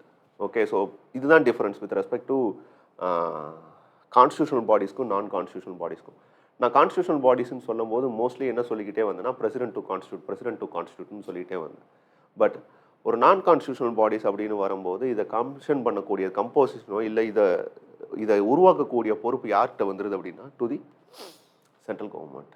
So அப்போது central government அப்படிங்கிறது பிரசிடென்ட்டோட differ ஆகுமானா, மைன்யூட்டாக differ ஆகும். Okay, so பிரசிடென்ட்னு சொல்லும் போது என்னென்னா, அது கான்க்ரீட்டாக பிரசிடென்ட்னு நம்மளால் சொல்லிட முடியும். பட் சென்ட்ரல் கவர்மெண்ட்னா அதை ஒரு மினிஸ்ட்ரியோட எஸ்டாப்ளிஷ் பண்ணுறதுக்கான ஸ்கோப் இருக்குது. பட் கொஷின்ஸ் கேட்கும் போது நீங்கள் டைல்யூட் ஆகிடாதீங்க. கொஷினை பொறுத்தளவுக்கு சென்ட்ரல் கவர்மெண்ட் தான் அதை ஃபார்ம் பண்ணுறதுக்கான ரைட்ஸ் இருக்குது. ஸோ அப்படி வச்சுக்கோங்க. ஓகே, அடுத்து கமிஷனை பொறுத்தளவுக்கு யாரெல்லாம் மெம்பராக இருப்பாங்க அப்படிங்கிறது 2019 முன்னாடி இருந்த கம்போசிஷனை மறந்துடுங்க. ஓகே, ஸோ அதை நீங்கள் ஞாபகம் வச்சுக்கிட்டீங்க அப்படின்னா கன்ஃபார்மாக கன்ஃபியூஸ் ஆகும். ஏன்னா மோஸ்ட்லி கொஸ்டின்ஸ் என்னவா இருக்க போகுது அப்படின்னா, 2019 முன்னாடி இப்படி இருந்த ஒரு இன்ஸ்டியூஷன் இப்போ எப்படி இருக்குது அப்படின்னு கேட்க போகிறது கிடையாது. அப்போ நமக்கு எது அவசியம் இல்லைன்னா, 2019 முன்னாடி இருந்த கமிஷனோ அதோட கம்போசிஷனோ நமக்கு அவசியம் கிடையாது. 2019 அப்புறம் என்ன பண்ணி வச்சுருக்காங்க இதை மட்டும் ஞாபகம் வச்சுக்கோங்க. இது ஒன்று ஞாபகம் வச்சுருந்தீங்கனாலே போதும். அப்போ இந்த 2019 ஒரு மேஜர் அமெண்ட்மெண்ட் எதில் பண்ணுறாங்க அப்படின்னா, நேஷனல் ஹியூமன் ரைட்ஸ் ஆக்டில் பண்ணுறாங்க. 2019 அமெண்ட்மெண்ட் ஆக்ட். இதை பேஸ் பண்ணி அந்த வருஷம் என்ன ஆகுதுன்னா, ஒரு மெயின்ஸ் கொஸ்டினும் ஃபாலோ அப் ஆகுது. ஓகே, ஸோ இந்த 2019 அமெண்ட்மெண்ட்டில் என்ன பண்ணுறாங்க, இன்றைக்கி இது கரண்ட் அஃபேர்ஸில் இருக்குது. ஓகே, ஸோ அதனால தான் திருப்பி பேச வேண்டியதாக இருக்குது. So national human rights commission act 2019 என்ன பண்ணுறாங்க அப்படின்னா, ஒரு அமெண்ட்மெண்ட் கொண்டு வராங்க. அதில் என்ன பண்ணுறாங்க அப்படின்னா, அந்த பாடியோட கம்போசிஷனை கொஞ்சம் சேஞ்ச் பண்ணுறாங்க. எலிஜிபிலிட்டி ஃபார் ரீஅப்பாயின்மெண்ட்டு, அவனோட சேலரிஸு, இதெல்லாம் என்ன பண்ணுறாங்க அப்படின்னா கொஞ்சம் அமெண்ட் பண்ணி என்ன பண்ணுறாங்கன்னா, டைல்யூட் பண்ணக்கூடிய ஒரு ப்ரொவிஷனாக இது கன்வெர்ட் ஆகிற மாதிரி ஒரு ஸ்கோப் இருக்குது. ஸோ அதை தான் யார் சொல்கிறாங்க அப்படின்னா, ரீசெண்டாக வந்த global alliance for national human rights commission அப்படின்னு சொல்லக்கூடிய இன்ஸ்டியூஷன் சொல்லுது. That is it degraded the status of national human rights commission from A accreditation to B accreditation. So அதுக்கான காரணம் என்னன்னு சொல்கிறாங்கன்னா, மேஜராக இந்த கம்போசிஷனில் இருந்த சில சேஞ்சஸ் தான் சொல்கிறாங்க. பட் அது அவ்வளோ தூரம் நம்ம உன்னிப்பாக போய் பார்க்கணுங்கிற அவசியம் இல்லை. ஃபார் ப்ரிலிம்ஸ் ப்ரிப்பரேஷன் 2019 பேசிக்காக நடந்த அமெண்ட்மெண்ட்டில் இருக்கக்கூடிய இப்போ ப்ரெசன்ட் கம்போசிஷன் என்னவா இருக்குது அப்படின்னா, சேர்பர்சன் ஒருத்தர் இருக்கணும். அந்த சேர்பர்சன் யாராக இருக்கலாம் அப்படின்னா, சீஃப் ஜஸ்டிஸ் ஆஃப் இந்தியாவாக இருக்கலாம் அல்லது any judges of the supreme court. Okay, so ஒன்று சீஃப் ஜஸ்டிஸ் ஆஃப் ஹைகோர்ட்டாக இருக்கணும், சுப்ரீம் கோர்ட்டாக இருக்கணும், இல்லை ஜட்ஜ் ஆஃப் தி சுப்ரீம் கோர்ட்டாக இருக்கணும். அடுத்த ஒரு person, one member who is or has been the judge of the supreme court. So இன்னொருத்தரும் judge of the supreme court தான். அடுத்து third member, one member who is has been the chief justice of a high court. Okay, chief justice of ஹைகோர்ட்டாக 3ஆவது member இருக்கணும். அடுத்து 3 members நார்மலாக, அதில் out of which 1 member என்னவா இருக்கணும் அப்படின்னா விமனாக இருக்கணும். இதெல்லாமே அந்த ப்ளூராலிட்டியோட கம்போசிஷனோட ப்ளூராலிட்டியை ஸ்ட்ரென்தன் பண்ணுறதும் இண்டிபெண்டன்ஸ் என்ஷூர் பண்ணுறதுக்காக கொண்டு வந்தது. ஸோ 3 மெம்பர் ஜுடிஷியரியிலேருந்து வர்றாங்க. அதர் 3 மெம்பர்ஸ் என்ன ஆகுறாங்க அப்படின்னா வேற ஒரு இதுலேருந்து வர்றாங்க. That is they are having an experience in the human rights matter. Okay, so அப்போது மற்ற 3 மெம்பர் என்னென்னா ஹியூமன் ரைட்ஸில் கொஞ்சம் ஆர்வம் இருக்கிறவங்க. தட் இஸ் அதில் சம் பேசிக் ஒர்க் பண்ணியிருப்பாங்க இல்லையா. ஸோ அவங்கள தான் என்ன பண்ணுறாங்க அப்படின்னா இதுக்குள்ளே இன்க்ளூட் பண்ணுறாங்க. So 3 member as and judges composition. Okay, so ஒன்று chief justice of high court supreme court இருக்கலாம், இல்லை judge of the supreme court இருக்கலாம், இல்லை இன்னொரு member judge of the supreme court இருப்பாங்க, இல்லை இன்னொரு மெம்பர் 3ஆவது member any high court. Okay, so அது சீஃப் ஜஸ்டிஸ் ஆஃப் ஹைகோர்ட்டில் எதோ எனி ஹைகோர்ட். அடுத்து 3 மெம்பர்ஸ், அதில் ஒரு விமன் இருக்கணும். இதுதான் கம்போசிஷன். ஓகே, ஸோ இதில் என்ன அப்படின்னா இந்த ஜட்ஜ் ஆஃப் த சுப்ரீம் கோர்ட்டுன்னு சொல்கிறோம் இல்லையா, இங்கே இந்த இடத்துல இங்கெல்லாம் ஓகே. ஸோ இந்த இடத்துலனா ஒரு சிட்டிங் ஜட்ஜு, ஒரு சுப்ரீம் கோர்ட் ஜட்ஜோ இல்லை சீஃப் ஜஸ்டிஸோ ஹைகோர்ட்டோ வர்றாரு அப்படின்னா அவர் யாரோட கன்சல்டேஷன் இல்லாமல் அப்பாயிண்ட் பண்ண முடியாதுன்னா சீஃப் ஜஸ்டிஸ் ஆஃப் இந்தியாவோட கன்சல்டேஷன் இல்லாமல் அப்பாயிண்ட் பண்ண முடியாது. ஸோ அப்போது ஒரு national human rights commission form பண்ணுறாங்க அப்படின்னா அந்த கம்போசிஷனில் வரக்கூடிய other then chief justice of இந்தியாவை தவிர மற்ற members in the judicial perspective அப்படி ஒருத்தவங்களை நீங்கள் அப்பாயிண்ட் பண்ணுறீங்க அப்படின்னா அந்த பர்சனை நீங்கள் அப்பாயிண்ட் பண்ணுறதுக்கு முன்னாடி யாரோட கன்சல்டேஷன் பண்ணியிருக்கணும் அப்படின்னா with respect to chief justice of இந்தியாவோட கன்சல்டேஷன் தேவைப்படுது அப்படிங்கிறது ஹியூமன் ரைட்ஸ் கமிஷனில் சொல்லப்படுது. இது போக 2019 இன்னும் சில மெம்பர்ஸை உள்ள டீம் டு பி ஃபிட் அப்படின்னு சொல்கிறாங்க. இன்சென்ஸ் இதில் இருக்கக்கூடிய சேர்பர்சன்ஸ் எல்லாமே இந்த கமிஷனில் இருக்கக்கூடிய சேர்பர்சன்ஸ் எல்லாமே எங்கேயும் மெம்பர் ஆயிடுறாங்க அப்படின்னா நேஷனல் ஹியூமன் ரைட்ஸ் கமிஷன்லேயும் மெம்பர் ஆயிடுறாங்க. For example national commission for backward class இப்போ பார்த்தது, ஷெட்யூல் காஸ்ட் இப்போ பார்த்தது, ஷெட்யூல் ட்ரைப்ஸ் இப்போ பார்த்தது, வித் ரெஸ்பெக்ட் டு மைனாரிட்டிஸ் இவங்களும் வந்துடுறாங்க. ப்ரொடெக்ஷன் ஆஃப் சைல்ட் ரைட்ஸ் இந்த இன்ஸ்டியூஷனில் இருக்கக்கூடிய சேர்பர்சன் வந்துடுறாங்க, விமனும் வந்துடுறாங்க, பர்சன் வித் டிசபிலிட்டியும் வந்துடுறாங்க. ஸோ மொத்தம் ஒரு 1 2 3 4 5 6 7 ஒரு 7 மெம்பர்ஸ். ஓகே. ஸோ இந்த 7 members who are other then the national human rights commission, that is மற்ற கமிஷனில் இருக்கக்கூடிய சேர்பர்சன் எங்கே வந்துடுறாங்கன்னா இங்கே மெம்பராக உள்ளே இன்க்ளூட் ஆகிடுறாங்க. எதுக்காக அப்படின்னா டு பிரிங் மோர் ரெப்ரசன்டேஷன். அப்போது ஒரு ஷெட்யூல் காஸ்ட்லேருந்து ஒரு கமிஷன்லேருந்து ஒரு மெம்பர் வந்துடுறாங்க, ஷெட்யூல் ட்ரைப்ஸ்லேருந்து ஒரு மெம்பர் வந்துடுறாங்க, விமன்லேருந்து ஒரு மெம்பர் வந்துடுறாங்க, மைனாரிட்டிஸ்லேருந்து வந்துடுறாங்க, ஸ்பெஷல் டிசபிலிட்டிஸ்லேருந்து ஒருத்தவங்க வந்துடுறாங்க. ஸோ இதெல்லாம் கம்போசிஷன்ஸ். ஸோ அப்போ இது என்னென்னா it give better representation in the commission அப்படிங்கிறத அதை நீங்கள் அப்சர்வ் பண்ணிக்கிற வேண்டிய விஷயம். ஸோ இதெல்லாம் கம்போசிஷன், இதை நம்ம பார்த்து தான் ஆகணும். அடுத்து யார் அப்பாயிண்ட் பண்ணுறா அப்படின்னா as usual so it is appointed by the president தான். ஓகே. ஸோ பிரசிடென்ட் அப்பாயிண்ட் பண்ணுறாருன்னா council of ministers with prime minister சொல்கிற மெம்பர் அப்பாயிண்ட் பண்ணிடலாமா அப்படின்னா அது டோட்டலி என்ன ஆகுதுன்னா ஒரு எக்ஸிக்யூட்டிவ் சேர்ந்துலாம் அப்பாயிண்ட் பண்ணுற ஒரு இதாகிடுது. அப்போ அந்த இடத்துல என்ன பண்ணுறாங்கன்னா செலெக்ஷன் கமிட்டியில் ஒரு கம்போசிஷனை கொண்டு வராங்க. அப்படின்னா ஒரு செலெக்ஷன் கமிட்டி ஃபார்ம் பண்ணுறாங்க. இந்த செலெக்ஷன் கமிட்டி சொல்லக்கூடிய மெம்பர்ஸை தான் என்ன பண்ணுறாங்க அப்பாயிண்ட் பண்ணுறதுக்காக அந்த செலெக்ஷன் கமிட்டியை ஃபார்ம் பண்ணுறாங்க. அப்போ அந்த செலெக்ஷன் கமிட்டியில் யாரெல்லாம் வர்றாங்கன்னா prime ministers chairperson default.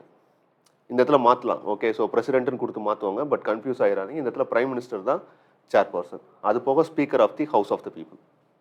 Okay. Deputy chairman of the council of the states. இதில் chairman of the council of ஸ்டேட்ஸ்னு கொடுத்தாங்கன்னா தப்பு. ஸோ நம்ம யோசிக்கணும். Okay. Deputy chairman not chairman. சேர்மன்னா வைஸ் பிரசிடென்ட் ஆயிடுவார். ஸோ இங்கே பிரசிடென்ட்டுக்கு வைஸ் பிரசிடென்ட்டுக்கு வேலையே கிடையாது. பிரசிடென்ட் அப்பாயின்மெண்ட்டோட அங்கே முடிஞ்சு போச்சு.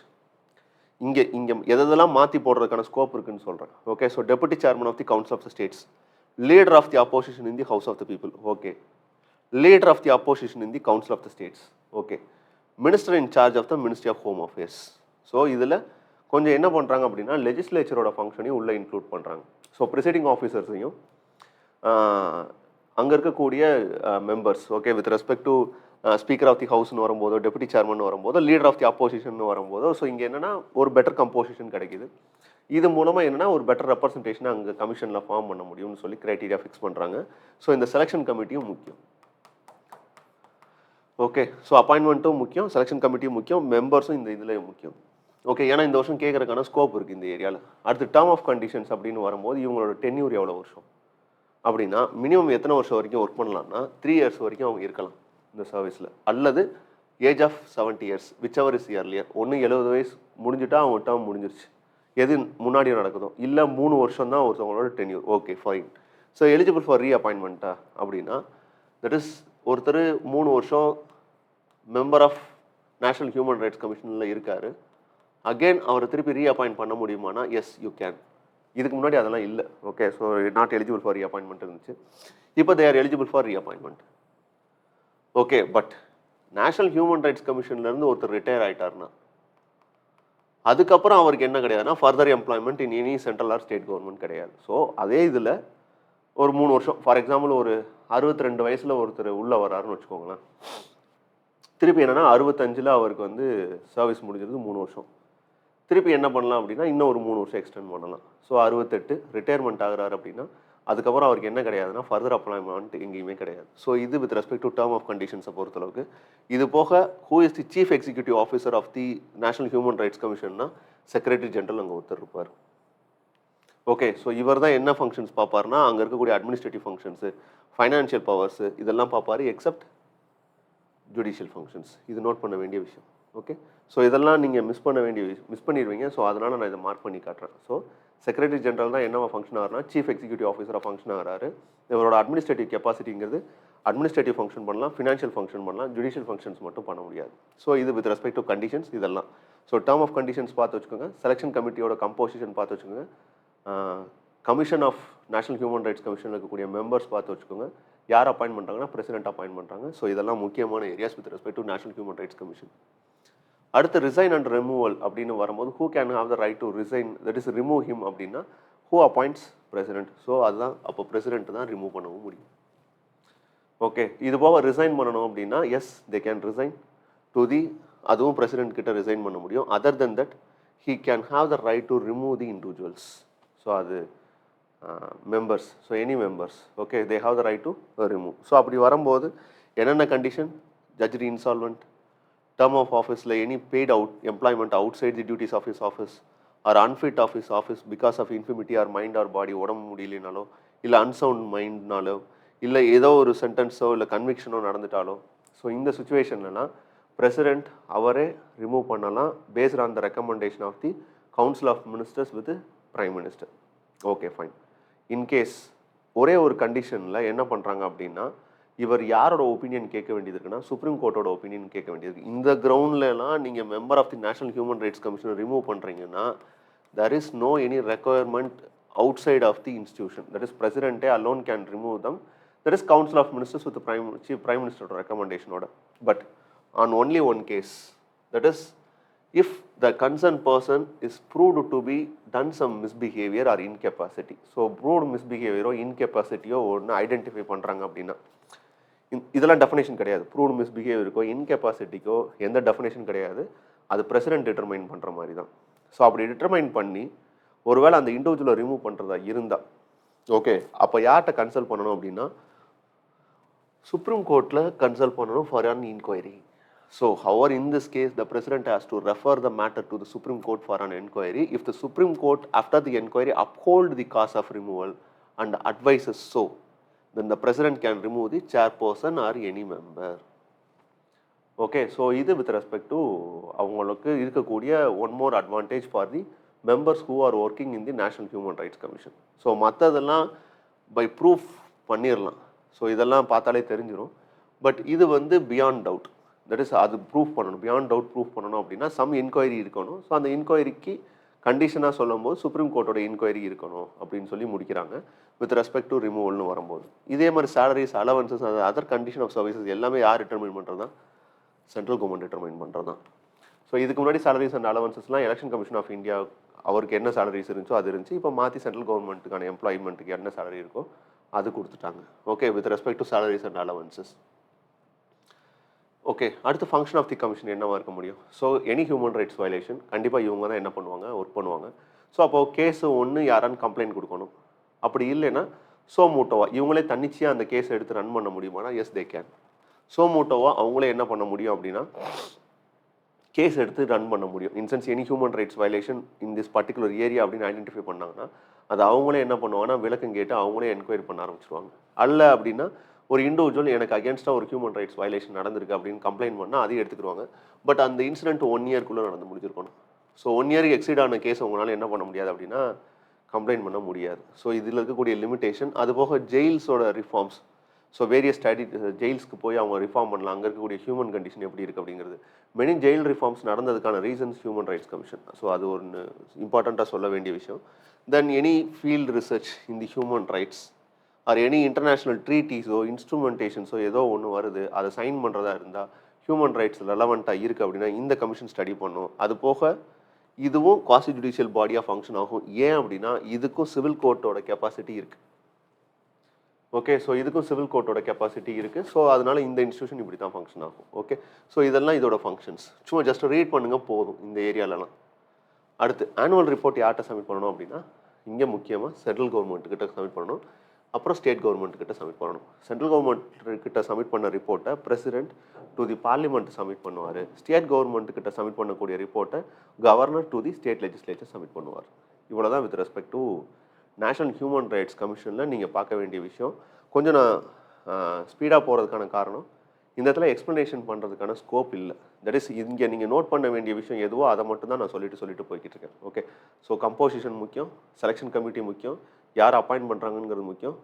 பவர்ஸ் அண்ட் ஃபங்க்ஷன்ஸோட இன் டீட்டெயில் போகலைன்னாலும் சுமூட்டாக அவங்களால பண்ண முடியுமா? Yes they can. ஓகே, ஜெயில்ஸோட நேச்சரை ஸ்டடி பண்ண முடியுமா? Yes they can. Okay, so இதுதான். அப்போ இவங்களுக்கு ஜுடிஷியல் கெப்பாசிட்டி வந்துடுது அப்படின்னா அப்போ என்ன லெவலில் இருக்கும்? சிவில் கோர்ட் லெவலில் தான் இருக்கும். இவங்களோட செலெக்ஷன் கமிட்டியில் யாரெல்லாம் இருக்காங்க? ஸோ அந்த இதெல்லாம் பார்த்துக்கறணும். இவங்களுக்கு salaries and allowances central government recommend பண்ணுறது தான். இந்த விஷயங்களை மட்டும் பார்த்து வச்சுக்கோங்க. இதில் எக்ஸ்ப்ளனேஷன் பண்ணுறதுக்கான ஸ்பேஸ் இல்லை. Okay, then it will be get bore. So அடுத்த state human rights commission. So இப்போ central human rights commission okay, so அவங்களுக்குன்னு ஒரு அப்பாயின்மெண்ட்டு க்ரைட்டீரியா இதெல்லாம் இருக்குது. கேசஸ் எதெல்லாம் பண்ணுவாங்க அப்படின்னு தெரியும். State human rights commission establish பண்ணுறது அந்த ஆக்டில் இருக்கான்னு கேட்டால் எஸ், அங்கே ஸ்டேட் ஹியூமன் ரைட்ஸ் கமிஷன் எஸ்டாப்ளிஷ் பண்ணுறதும் ஒரு ப்ரொவிஷன் தான் with respect to national human rights act 1993. அப்படி பார்க்கும்போது each and every state has to establish and state human rights commission. So அங்கே எப்படி சென்ட்ரல் கவர்மெண்ட் கான்ஸ்டியூட் பண்ணணுமோ அதே மாதிரி இங்கே ஸ்டேட் கவர்மெண்ட் கான்ஸ்டியூட் பண்ணணும். அவ்வளோதான்.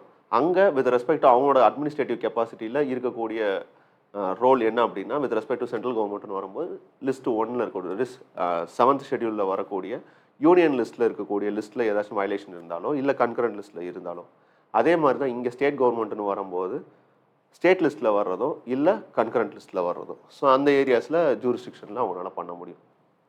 ஸோ இந்த ஹியூமன் ரைட்ஸ் கமிஷன் ஃபார்ம் பண்ணுறது வித் ரெஸ்பெக்ட் டு ஸ்டேட்னு வரும்போது அது ஸ்டேட் லெஜிஸ்லேச்சர் தான். ஓகே, கம்போசிஷன் அப்படின்னு வரும்போது இங்கேயும் சேர்பர்சன் ப்ளஸ் 2 members. ஸோ இதில் சேர்பர்சன் என்னவா இருக்கணும்னா chief justice or judge of the high court. அங்கே Chief Justice or Judge of the Supreme Court. இங்கே 1 member who is or has been the Judge of the High Court or District Judge. So, okay, so ஒரு member Judge of the High Court இருக்கலாம் இல்லை District Judge இருக்கலாம் இந்த state within a minimum of 7 years experience as District Judge. ஒருவேளை District Judge appoint பண்ணுறதா இருந்தால் அந்த District Judgeோட experience எவ்வளோ இருக்கணும்னா 7 years இருக்கும். ஓகே, ஸோ அப்போ ஒரு மெம்பருக்கு குவாலிஃபிகேஷன் நமக்கு கிடச்சிருச்சு, இவங்களுக்கான குவாலிஃபிகேஷன் கிடச்சிருச்சு. இப்போ இன்னொரு மெம்பருக்கான குவாலிஃபிகேஷன் கிடைக்கணும். அப்போ இந்த குவாலிஃபிகேஷன் என்னவா இருக்க முடியும்னா 1 member who is appointed from among the person having knowledge or practical experience in the matter relating to human rights.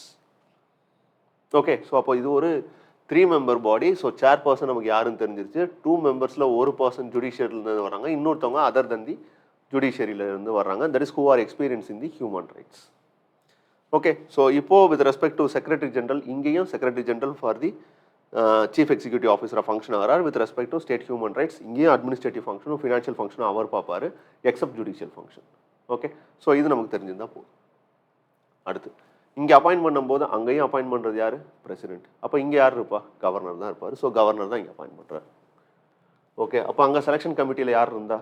Chief minister prime minister இருந்தாங்க, leader of the opposition in both houses of the parliament இருந்தாங்க, speaker இருந்தார், deputy chairman of the council of states இருந்தாங்க, அதுக்கப்புறம் பார்த்தா union ministry home minister இருந்தார். So அதே மாதிரி தான் இங்கேயும் வரும். சீஃப் மினிஸ்டர் தான் இங்கேயும் head. Speaker of the legislative assembly, ஒருவேளை லெஜிஸ்லேட்டிவ் கவுன்சில் இருந்தால் அங்கே இருக்கக்கூடிய சேர்மன். ஸ்டேட் ஹோம் மினிஸ்டர் அங்கே இருந்தார். இங்கே leader of the opposition in the legislative assembly, ஒருவேளை கவுன்சில் இருந்தால் இங்கேயும் leader of the opposition in the legislative council. Okay, same கம்போசிஷன்லாம் ஒன்றும் மாறது கிடையாது. அங்கேயும் எப்படி ஒரு சிட்டிங் ஜட்ஜை ஹைகோர்ட்டு இருந்தாலோ அவங்கள வித்தவுட் சீஃப் ஜஸ்டிஸோட நாலேஜ் இல்லாமல் அப்பாயின்ட் பண்ண முடியாதோ அதே மாதிரி தான் இங்கேயும் ஜட்ஜ் ஆஃப் தி ஹைகோர்ட்டை நீங்கள் அப்பாயின்ட் பண்ணும்போதோ இல்லை டிஸ்ட்ரிக்ட் ஜட்ஜஸ் அப்பாயின்ட் பண்ணும்போதோ chief justice of that concern ஹைகோர்ட்டோட ஒப்பீனியன் இல்லாமல் உங்களால் அப்பாயின்ட் பண்ண முடியாது. இது வித் ரெஸ்பெக்ட் டு இங்கே இருக்கக்கூடிய சேஞ்சஸ். அடுத்து டேர்ம் ஆஃப் ஆஃபீஸ் சேம் அதே தான், 3 years 70 years. எலிஜிபிள் ஃபார் ரீஅப்பாயின்மெண்ட்டா? எஸ், ரீஅப்பாயின்மெண்ட் தான். மெம்பருக்கும் அதே தான், சேர்பர்சனுக்கும் அதே தான். ஓகே, ரிமூவல்னு வரும்போது தான் சேஞ்ச் ஆகுது. ஓகே, ஸோ ரெசிக்னேஷன் ஆர் ரிமூவல்னு வரும்போது இன்கேஸ் ரிமூவ் பண்ணுறதா இருந்தால் அப்பாயின்ட் பண்ணுறதோட கவர்னரோட ரோல் முடிஞ்சிருச்சு. அதுக்கப்புறம் ரிமூவ் பண்ணுறது எல்லாமே யார் அப்படின்னா என்ன procedure for the national human rights commission பார்த்தோமோ அதே தான். ஸோ அந்த இன்சால்வெண்ட்டோ இல்லை அன்சவுண்ட் மைண்டோ இல்லை ஆஃபீஸ் ஆஃப் ப்ராஃபிட் இருக்குன்னாலோ இல்லை இன்டெம்னிட்டி ஆஃப் ஆஃபீஸ் இதெல்லாம் கண்டிஷன்ஸாக இருந்தாலும் இந்த இடத்துல என்ன அப்படின்னு பார்த்தீங்கன்னா அங்கே பிரசிடென்ட் தானே ரிமூவ் பண்ண முடியும். அதே மாதிரி தான் ஸ்டேட் ஹியூமன் ரைட்ஸ் கமிஷன்லையும். அது போக ப்ரூவ்டு மிஸ்பிஹேவியர் ஆர் இன்கெப்பாசிட்டி அப்படின்னு ஒரு கண்டிஷனில் நீங்கள் ரிமூவ் பண்ணுறதா இருந்தால் சுப்ரீம் கோர்ட்டோட அப்ரூவல் வேணும்னு சொன்னோம்ல, அதே கண்டிஷன் தான் இங்கே. ஓகே, ஸோ ரெசிக்னேஷன் ஆர் ரிமூவலை பொறுத்தளவுக்கு இதுதான் கண்டிஷன்ஸ். ஓகே, அடுத்து with respect to human rights court okay, so human rights கோர்ட்டை பொறுத்தளவுக்கு யார் எஸ்டாப்ளிஷ் பண்ணணும்னா, ஈச் அண்ட் எவ்ரி டிஸ்ட்ரிக்டில் ஸ்டேட் கவர்மெண்ட் வேணும்னா ஒரு ஹியூமன் ரைட்ஸ் கோர்ட்டை எஸ்டாப்ளிஷ் பண்ணலாம். அந்த ஹியூமன் ரைட் கோர்ட் எதை என்கொயரி பண்ணும் அப்படின்னா, any human right violation cases. அப்படி ஒரு ஸ்டேட் கவர்மெண்ட் ஒரு எவ்ரி டிஸ்ட்ரிக்டில் ஒரு ஹியூமன் ரைட்ஸ் கோர்ட்டை எஸ்டாப்ளிஷ் பண்ணுறதா இருந்தால், அது அந்த கன்சர்ன் ஹைகோர்ட்டோட, that is chief justice of ஹைகோர்ட்டோட நாலேஜ் இல்லாமல் எஸ்டாப்ளிஷ் பண்ண முடியாது. ஓகே, ஸோ இது with respect to national human rights கமிஷனோட கம்போசிஷன் இதெல்லாம் பார்த்தோம். With respect to annual report யார்கிட்ட சப்மிட் பண்ணணும்னா, ஆனுவல் ரிப்போர்ட் எப்படி சென்ட்ரல் கவர்மெண்ட் கிட்ட national human rights commission submit பண்ணி பிரசிடென்ட் டு தி பார்லிமெண்ட் பண்ணுறாரோ, அதே மாதிரி இங்கேயும் state human rights commission to the state government to the governor, governor to the state legislature. Okay, so இதுதான் with respect to annual special ரிப்போர்ட்ஸை பொறுத்தளவுக்கு. அடுத்து ரீசெண்டாக வந்த நியூஸ் அப்படின்னு வரும்போது, ஃபார் எக்ஸாம்பிள் தட் இஸ் இது ஒரு நியூஸ் இப்போ வந்தது. Okay, so global alliance of national human rights institution அப்படின்றது ஒரு ஒரு ஃபார்ம் ஆஃப் இன்ஸ்டிடியூஷன், ஒரு independent institution. It is associated with UN body. Okay, so யூஎனோட ஒரு பார்ட்னர்ஷிப்போட ஃபங்க்ஷன் ஆகக்கூடிய ஒரு independent institution.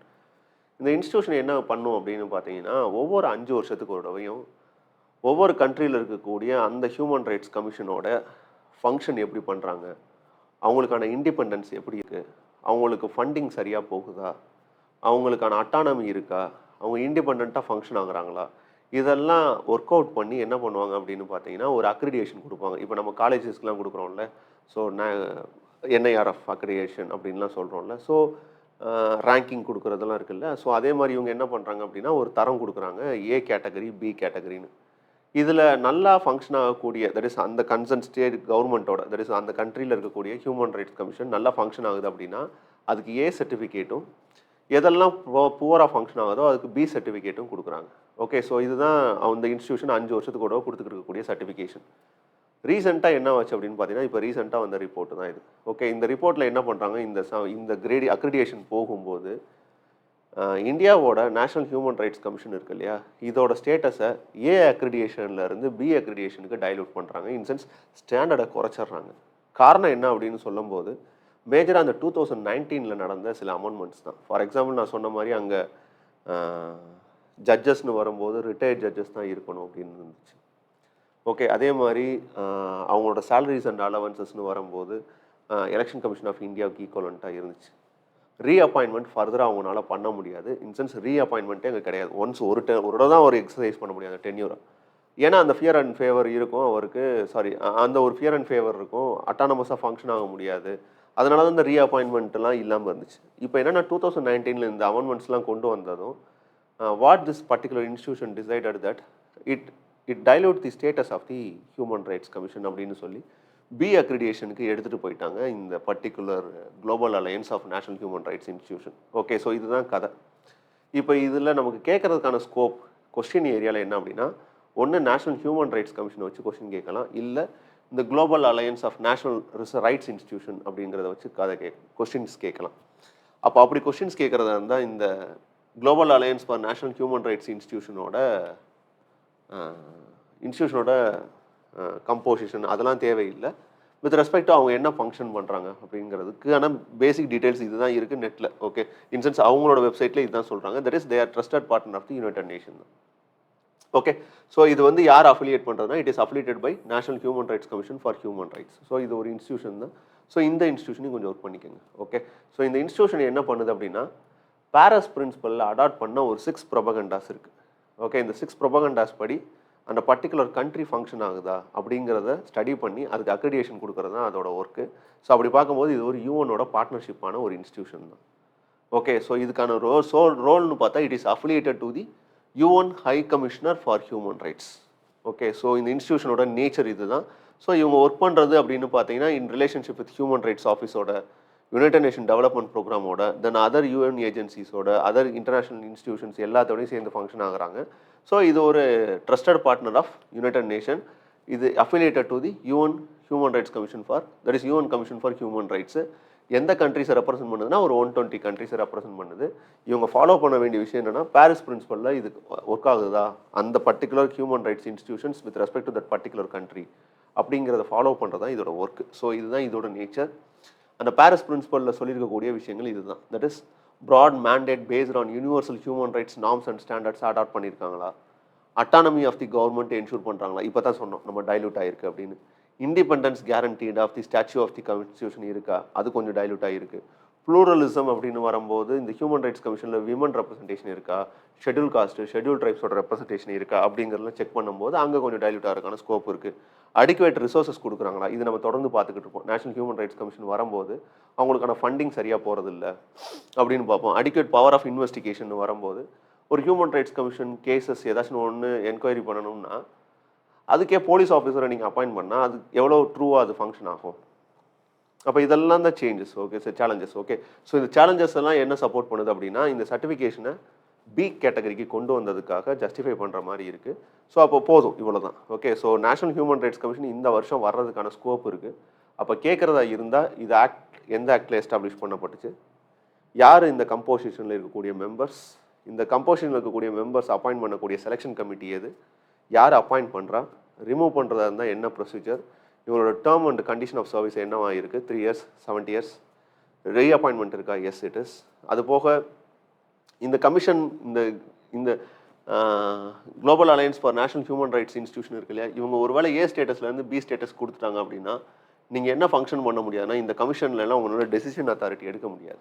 Okay, national human rights கமிஷனில் யூஎன் ஹியூமன் ரைட்ஸ் கமிஷனில் சொல்கிறேன், எனி ஓட்டிங் வந்தது அப்படின்னா இந்தியானால் அதில் பார்ட்டிசிபேட் பண்ண முடியாது. ஸோ அது ஒரு பெரிய challenges with respect to this one. So இதுதான். ஓகே, ஸோ இவ்வளோ தான் அதில் கேட்குறதுக்கான ஸ்கோப் இருக்குது. கேட்குறதா இருந்தால் இந்த வருஷம் கேட்குறதுக்கான ரீசன் இதுவாக தான் இருக்க முடியும். ரொம்ப சிம்பிளாக நேஷனல் ஹியூமன் ரைட்ஸ் கமிஷனோட கம்போசிஷன் இது மட்டும் பார்த்து வச்சுக்கோங்க. எக்ஸ்ட்ராவாக பார்க்கணும் அப்படின்னா இன்டர்நேஷனல் ரிலேஷனில் நீங்கள் ஒர்க் பண்ணும்போது global alliance for national human rights institutions அதோட கம்போசிஷன் அதெல்லாம் உள்ளே போய் கேட்க மாட்டாங்க. அதோட நேச்சர் என்னன்னு கேட்கலாம்.